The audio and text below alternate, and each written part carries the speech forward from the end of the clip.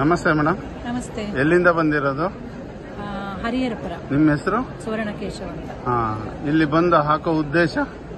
ಇಲ್ಲಿ ಮಂತ್ರಾಲಯಕ್ಕೆ ಹಾಕೋ ಉದ್ದೇಶ ನಮಗೆ ಒಂದು ಗುರುಗಳ ಆಶೀರ್ವಾದ ಸಿಕ್ಕಲಿ, ದೊಡ್ಡ ದೊಡ್ಡ ರಂಗೋಲಿ ಬರೆಯೋಕ್ಕೆ ಶಕ್ತಿ ಬೇಕು, ಗುರುಬಲ ಬೇಕು, ಹಾಗಾಗಿ ಆಶೀರ್ವಾದ ಸಿಕ್ಕಲಿ ಅಂತ. ಎಲ್ಲೋ ಮಾಳೂರು ಅನ್ನುವಲ್ಲಿಗೆ ಗುರುಗಳು ಬಂದಿದ್ರು.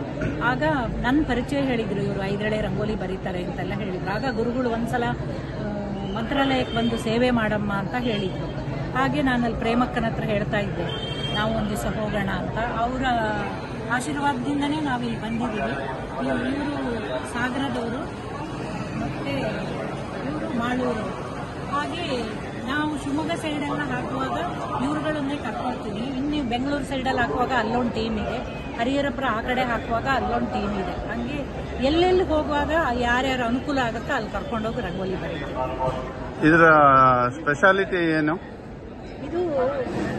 ಇದರಲ್ಲಿ ಬಿಂದು, ರೇಖೆ, ವರ್ಜಿನಿ, ವರ್ತುಲ, ಶಂಖ, ಚಕ್ರ, ಗದೆ, ಪದ್ಮ ಎಲ್ಲ ಇದೆ.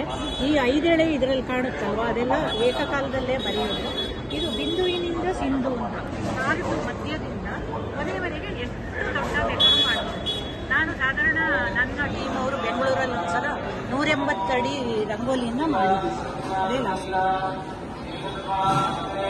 ಗುರುಗಳು ಬಂದು ನೋಡಿದ್ರ? ನಿನ್ನೆ ಅರ್ಧ ರಂಗೋಲಿ ಆಗುವಾಗ ಬಂದಿದ್ದಾರೆ ರಂಗೋಲಿ ನೋಡಕ್ಕೆ. ಆದ್ರೆ ನಾವು ಈಗ ಈ ಬಿಸಿಲಲ್ಲೂ ಕಾಯ್ತಾ ಇರೋದು ಗುರುಗಳು ರಂಗೋಲಿ ನೋಡಿದ್ರ ಮೇಲೆ ಹೊರಟು ಹೋಗೋಣ ಅಂತ ಒಂದು ಆಸೆಯಿಂದ ಕಾಯ್ತಾ ಇದ್ದೀವಿ. ನಮಸ್ತೆ ಮೇಡಮ್. ನಮಸ್ತೆ ಸರ್.